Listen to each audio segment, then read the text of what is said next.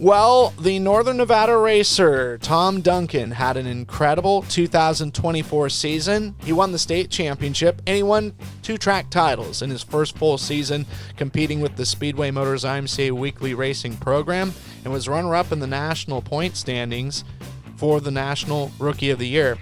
Pretty cool story about him, his roots in Arizona and his memories of watching racing at Manzanita Speedway, along with all the wonderful things that you can do in Nevada. We're calling him Mr. Tourism for the biggest little city in the world. It's Tom Duncan coming up next on the Beyond the Flags podcast.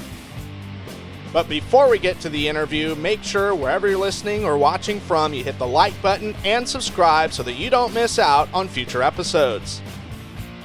Well, joining us on the Beyond the Flags podcast, representing the biggest little city in the world, Reno, Nevada. He's a Friesen Performance IMC Northern SportMod competitor, the 13 TJ. That is Tom Duncan. Tom, great to have you here, and really looking forward to conducting this interview with you. I'm super excited. It's been a phenomenal season, and to be able to talk about it on your podcast is pretty amazing. Yeah, got to see you race in person at the Western SportMod Nationals in a very smoky, very hot July at Winnemucca Speedway in Northern California. And it looked like you kind of did a little bit of traveling here and there, went to obviously that race, and obviously your native state of Nevada, spent a lot of time there traveling to some different tracks and seeing some new places. Yeah, definitely. Racing in Northern Nevada, you definitely have to travel to most of the tracks. Most of them are minimum 2-hour drive for me. I do some up in Susanville also. Quincy, I made a show there. Well, and then you've got that I-80 corridor of Rattlesnake, Winnemucca, Lovelock. And then even closer to Utah, you've got Battle Mountain as well as Summit Raceways. And what's cool about those is, for the most part, they don't race against each other, but a chance to get lots of racing in because it's predominantly 2-day shows at those venues. Yeah, they primarily run 2-day shows. So yeah, you definitely getting some good racing, and a lot of the tracks come together when they do their schedules to schedule so they're not crossing over each other. That's always a good thing, especially in these times. But yeah, and then Tonopah, a place you went to, I think is a track that we talk about places coming back or places that are new. Tonopah coming back, I think, is a really good, successful story, and I wish those folks nothing but good luck. And also Lovelock too, because Lovelock was a little bit off of the radar, I think, for a year or two as well. Yeah, Lovelock was off the radar, I think, for about 2 years. They had a okay season last year, and then this year they had a little trouble, but they're hoping to make a comeback next year. They're going to make some minor changes in their schedule to hopefully get better car counts. Well, we mentioned a little bit about, traveling around and all that good business. Wound up with 7 victories this season, 3 at Lovelock, 2 at Winnemucca, 1 at Rattlesnake Raceway in Fallon, and Summit Raceway in Elko, not too far from the Utah border. I mean, that's always good, going out and winning, but then produce some pretty good point results. The Nevada State Championship, winning the title at Winnemucca Regional Raceway and Rattlesnake Raceway, and talking before the air, runner-up in the national points standings to Tyler Johnson. I mean, wow, that is something to say. That's a lot of accomplishments in just one season. Yeah, it was huge. When the season started, I did not see any of it coming. I actually had a rough start. First 2 race weekends, actually the second race weekend of the year, I got taken out on the first lap of the first heat race and just wiped my car out. And it was like, man, am I even going to be able to finish the season? I mean, it was pretty hefty bill for the second race of the year. But I made some adjustments and just buckled down and started running some races, making some solid finishes, and then went up for the Wairika race. And that race there was more of a, let's see where I'm at against the national guys, because I knew there were some big names coming out. Had some issues there. Got caught up in some other people's accidents. And, but after that, I learned so much at that race that it took me to another level in my racing. Well, and let's talk about your race. And you ran a little bit last year. Your journey in racing, when did it start? When did you first become, I guess it's hard for us to kind of say, because at one point in time we were fans first, then we became participants in one form or the other. Yeah. Well, I actually grew up in Phoenix. I grew up at Manzanita Speedway, and actually at 8 years old, I was walking the grandstand selling popcorn and peanuts. I grew up with the likes of J.J. Yaley. Okay. He was a big, him and I grew up together at the track. I haven't talked to him in 20 years, but hung around racing. In high school, I kind of got away from the racing thing. I did some push truck as soon as I turned 16. I was a push truck driver at Manzanita. And then I got away from racing and I went and did bull riding for 6 years. And then I had met my wife and we completely got away from the racing scene and the rodeo scene. Because of some unfortunate situation, my wife passed 3.5 years ago from COVID. And it's like, life is too short. I'm going racing. Sure. And went and watched a buddy of mine race in first race of 2023, and was like, okay, I'm getting a SportMod, and got one by weekend after 4th of July 2023. I made my first race and ran about 8 races that season just to get my feet wet. And then 2024, I'm like, okay, here we go. We're going to go hard. Full blown. I'm fully committed. Yeah. Yeah. Yeah. Yeah, no. Well, my heart goes out to you because I lost my wife 3 years ago. Similar situation too, and I know it's tough. And every day's a battle, right? Some days are good, but and then some days it's just like, we'll try again tomorrow. But I'm glad that you're turning a deal that is hard and something that I'm sure you live with every day into a positive thing, and doing the best you can. Yes. Yeah, definitely. I've got some great support. My employer, he's actually a very close friend. Before I even went to work for him, I've been with him for almost 15 years now, and working for him. He was very supportive through the whole my wife passing and everything, because it was during COVID, so he came and checked on me, made sure I was okay. I was actually sick with COVID myself at the same time, so it was tough. Yes. Yeah. No, definitely tough, and just it's nightmarish. And I mean, that what was so tough is when your significant other's in ICU and you can't be there, and unless it's bad, right? Unless it's you need to be here, and that's the most helpless situation. I always looked at it as like an old school battle, right? Like I love Civil War history, Napoleonic history and stuff, and there's a battle being fought. You can't hear it, you can't see it. All you're getting is just kind of initial reports, and you just hope that it's good. And it's I think it was more traumatic with that, just the roller coaster deal. But no, definitely know what you're going through there for sure. Yeah. So switching gears, getting a SportMod, the decision for that, why that division? I mean, there's plenty of divisions you can race, right? And SportMods, was there a certain appeal or just availability of cars? It was actually I looked at dwarf cars back when I lived in Arizona, and I did the push truck thing. There was a gal. She ran the dwarf car division. This is back in the 90s. I mean, we went to the races and the grandstands were packed full. Mm-hmm. They had 20 cars every night. They ran Friday and Saturday nights. And I'd always give her a hard time. They're just motorcycle engines.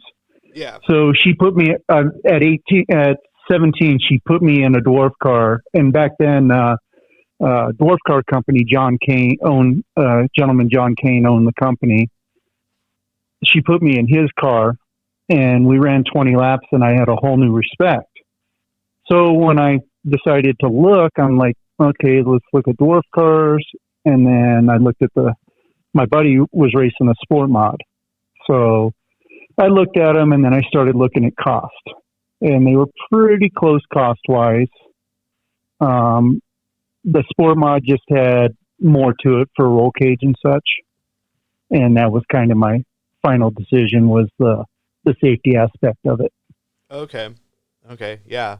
Well, you talk about Manzanita Speedway, and that's an iconic racetrack that unfortunately isn't around. I never even got a chance to go there, but I remember watching lots of races. The Slick 50 Winter Heat Series went there in the early 90s. Yep. And just something distinctive is they had like the wrecking yard. What was it off of turn 4? Turn 3 and turn 4 was the wrecking yard, and they had them stacked up, and you had people like in lawn chairs at like level. I don't know. As a kid, it seemed like it was a level 20 cars stacked up. But I mean, hopefully OSHA was not watching, was a race fan that night, because it's like, oh my gosh, if the wind's blowing the wrong way, there's going to be something horrific happen. Yeah, actually, my 18th birthday, I was working that event as a push truck driver, and my mom and a close friend of mine who ran the midget division, she was the secretary for the midget, painted my truck windows, happy birthday and everything, and it actually got mentioned on the national TV event. Oh, that's awesome. So yeah, I've always loved racing, as long as I could remember. Just opportunities didn't present it to do it till recently. Well, and what was cool about that deal, and you'd be hopeful that something like it could be repeated. It wasn't, they brought Winter Heat back in Yuma for a couple years, and it was basically 2 weekends and then a midweek show. So like 5 races, but this deal was like, gosh, it was weeks and weeks and weeks, and they were I think they were just Saturdays only. But like they consistently got cars, and it would be like during Thanksgiving, and I think maybe they took the weekend of Christmas off or something. They only did it for a couple years, but there was lots of racing. But I mean, it was a cool option. Yeah, they did it. They think they did it from about Thanksgiving to New Year's, and they took Christmas week off. They did it at Manzanita for a couple years, and then they moved it out to Canyon. Yeah, for a couple years, and then it kind of just went away after that. Sure. But yeah, and then I also worked as a push truck at the Copper World Classic. Okay, at the pavement. Yeah, Phoenix. Yep. So because they ran Silver Crown cars, midgets, and super modifieds, which also needed push trucks. So I mean, I was involved in the sport, but just not as a race car driver. Yeah. Well, it's cool that you were so close to J.J. Yaley. I remember him coming here like in the mid-90s, which would have been, I think, SCRA, because CRA was gone at the time, and the USAC CRA deal was like, about 10 years away from coming in. But I think it was just the CRA, or SCRA, pardon me, kind of that interim period between that group, and kind of before he went out on the national scene, obviously before NASCAR. And I remember having his little diecast that they had, that the World of Outlaws used to put out, which was cool to have a diecast of a guy that would come here. But it was him and Richard Griffin, were the non-wing guys that I had. Richard Griffin, Leland McSpadden, Ron Schumann, the greats. Sure. Yeah, I actually JJ had a rough weekend at Ventura this weekend. Yeah, I'm not sure if you saw the highlight. I heard about it. So, Yeah. yeah, yeah. Are you looking to find that adrenaline rush, but you can't because you're not at the racetrack? Well, check out the IMCA TV Replay subscription library to have access to thousands of hours of racing for just $24.99 a month.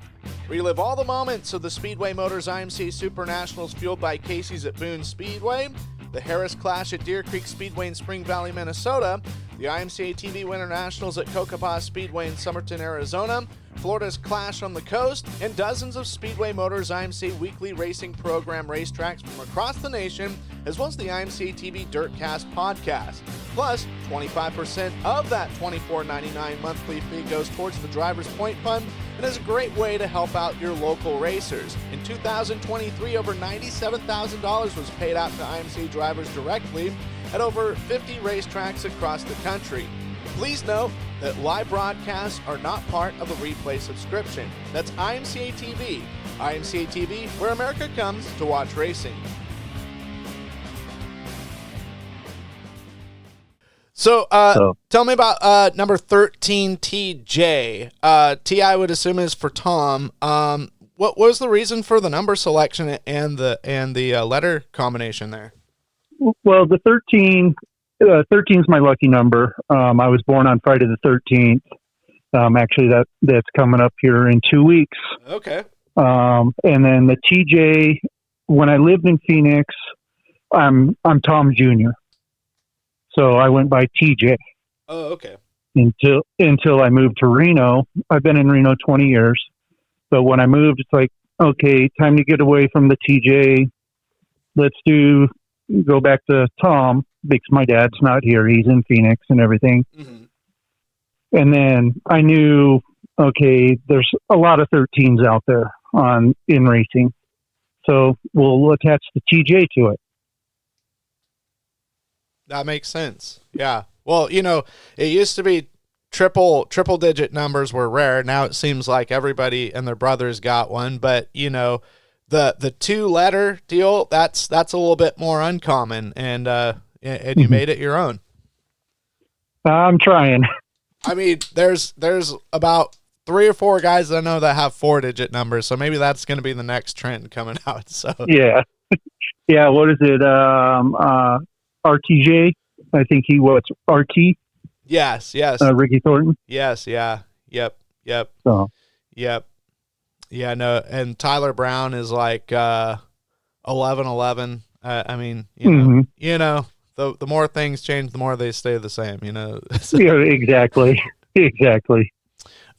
Reno, obviously, a pretty cool place. And I was actually hearing this last year that there's some rumblings of Fernley 95A Speedway just outside of Reno may be reopening. I mean, I'm not trying to put you as the spokesperson, but have you heard anything like that racing's going to be returning in the area? I am hearing that. I do know they just rebuilt the grandstands. And then I've got a friend that's a friend of somebody working on it, and they were doing some track stuff a couple weeks ago. But they're hoping they'll do something for next season. Okay. But there's still a lot of work to be done. Sure. Yeah. They ran in 20, but I think that was it. Like, they didn't run in 21 or anything. No. I'm not sure. But yeah, I don't know for sure, but I have heard the rumblings that they're hoping to get some shows next year. Okay. Which will be great for the area. It'll be a good thing and a bad thing. Because I mean, we're not having car counts as it is.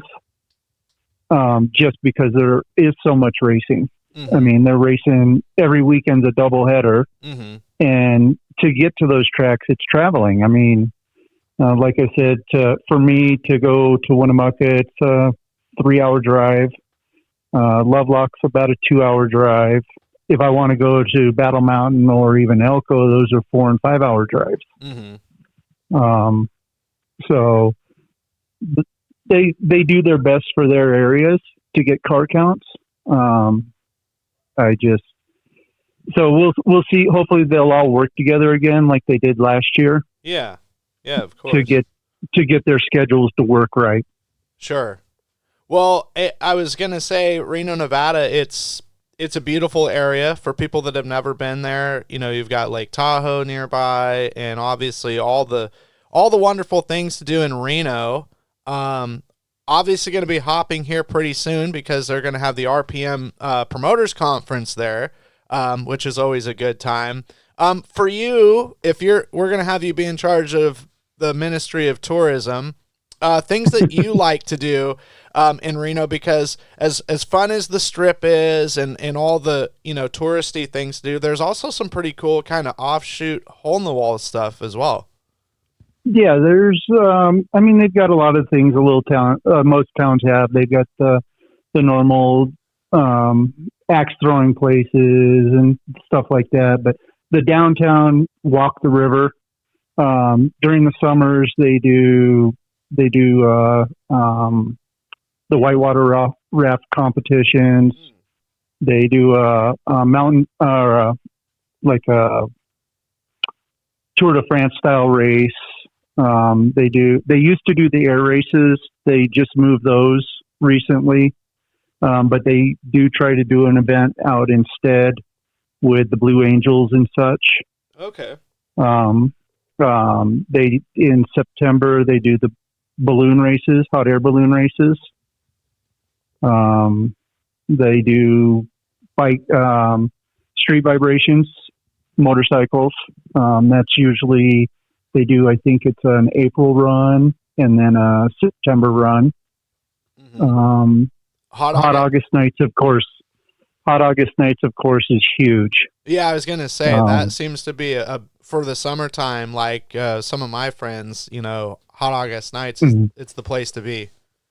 Yeah, it's a huge event. I think it's 4,000 or 5,000 registered cars. Yikes. And then you get probably another 2,000 to 3,000 just showing up. Sure. And I got a chance to announce the High Desert Hustle they had there at the Livestock Pavilion, and that place is nice. And just kind of walking around the facility, rodeo seems to be a pretty big deal in those parts. Yeah, the Reno rodeos usually second to last weekend of June. The High Desert Hustle is coming back this year. I think it's New Year's weekend. Yeah, the week of New Year's. It's kind of weird. It's like I think it's 4 days, and it's the day before the night before New Year's Eve, New Year's Day, and the 2nd of January. So I think it ends on a Thursday. Don't quote on me. Yeah, I think so. On that, yeah, but somewhere there's about. But that deal last year, I mean, brought a lot of people, and even though it was a little on the chilly side, they had it last February. So I'm crossing my fingers the weather won't be as crazy New Year's. Yeah. So because it's looking like I'm driving from Oregon, so I'm hoping like there ain't going to be any white stuff or icy stuff. So yeah, and that's not a fun drive, and that's not a bad drive, but it's not a fun drive either. Sure. Yeah. Last year, the people I was riding with, we about went off a 2-lane road in a lake because we hit ice, and that was that. I mean, there's nothing more like feeling alive when you're almost dead, I guess sometimes. Yeah. So, but yeah, no, really cool area. I know that, my wife was big into rabbits and stuff, so we would go to the Sparks Reno Convention Center there, which they have a lot of cool stuff there too. Me as a younger individual, like the Reno Tournament of Champions, a pretty big wrestling tournament was there. And I think they've hosted some Olympic trials there too at one point. Yeah, I think actually they have something. I think I just read something about them doing a track in the 4 Olympic trials.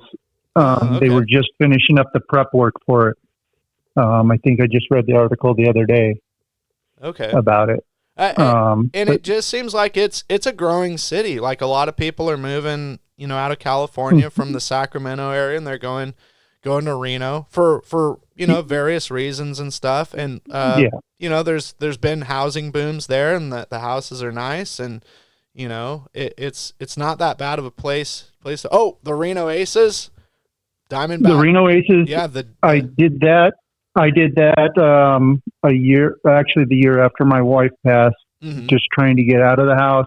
I did season tickets. I was in a management position where I work, at Manise Brothers, and they, at being in a management position, I bought season tickets, and any game I couldn't go, I just gave them to employees. There you go. Take care of the guys that take care of you. Yeah. And that facility is phenomenal. You can walk around the whole facility and not miss the game at all. Yeah. I went there 2017. Yeah, 2017, I think. They're I believe they're still a Diamondbacks affiliation. Yes. AAA baseball. So you're basically seeing the guys before they make the show. So it's a lot of fun.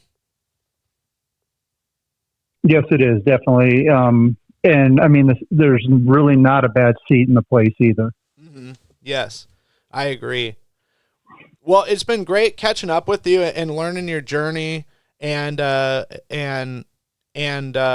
your success of 2024. This upcoming season, obviously, IMCA TV Winter Nationals in Casa Grande is something that might be on the schedule for you and your race team, or still trying to figure things out and budgets and stuff like that. I am definitely making the Winter Nationals. I'll be there for the second week. Okay. Can't take the full 2 weeks off from work for it, even though I do have the time. But I'll be down for the second week. I'm actually going with some racing friends that are going to be accompanying me for that. And then I'm going to try next season. I'm looking at maybe doing some more California racing. Just so I can, if you want to be the best, you got to race the best. Yeah. And some of the California guys are some of the best out there. It's been and then I'm going to hit some of the bigger shows. I'm probably not going to make the Super Nationals this year, this next year, but it's definitely on my list. But hitting some of the bigger, going down to Central Arizona for a couple races besides the Winter Nationals. Maybe going over to Utah and hitting some races. I'm definitely planning on getting up to Southern Oregon this year. There's some guys I raced in Wairika that Joby and a couple others that I've talked to and want to get up there and race with them. So that's so far the plan for next season. Cool. Maybe one of these years we'll see with the IMCA Wild West Speed Week. It's a wild and crazy time. It's a lot of racing in a lot of days. You only get a day off, but you're pretty much at a different racetrack each day.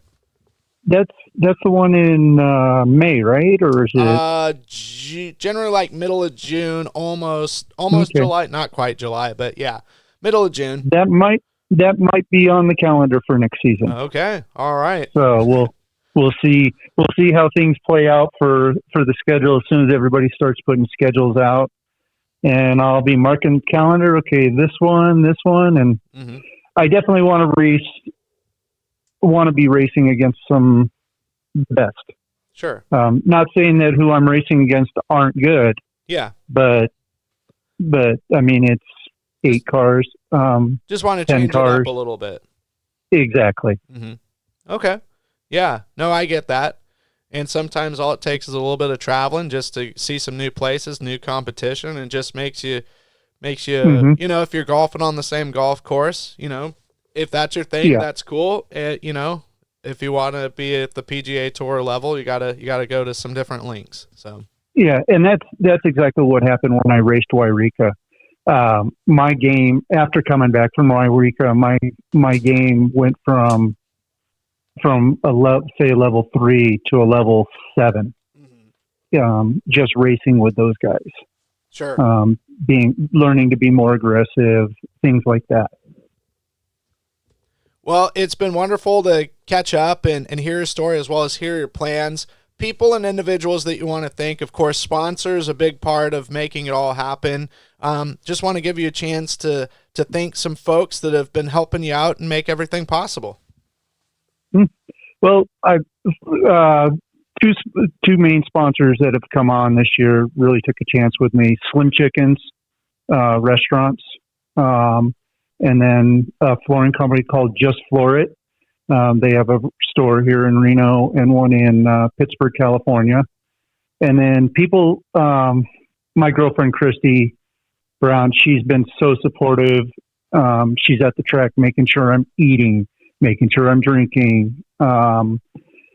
Mentor, Mark Hain has been a huge support of getting me where I'm at, just being able to talk to him on a weekly basis, breaking down races. Good friend of mine, Connor Metz, the Perrys, Travis and Ryan Perry, they've been helpful. My buddy Jason Giovanelli, just a lot of, and then the racetrack, being able to race at these tracks, Rattlesnake, Raceway, Lovelock Speedway, Winnemucca Regional Raceway.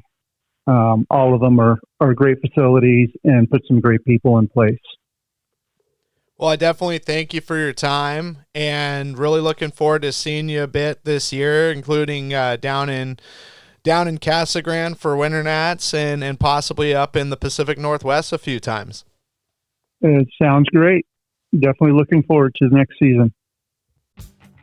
Well, race fans, that does it for this interview. We hope you enjoyed it, and we hope that you continue to enjoy these upcoming interviews. We appreciate it if you would like and subscribe wherever you're listening, whether it's on Spotify, iTunes, YouTube, wherever it's at. Give us a like and give us a subscription so that we can deliver more of these great interviews to you for your listening pleasure. In the meantime, wherever we're at, wherever you're listening, we hope you have a great rest of your day and a pleasant evening, and we will see you soon here at Highside Racing Promotions.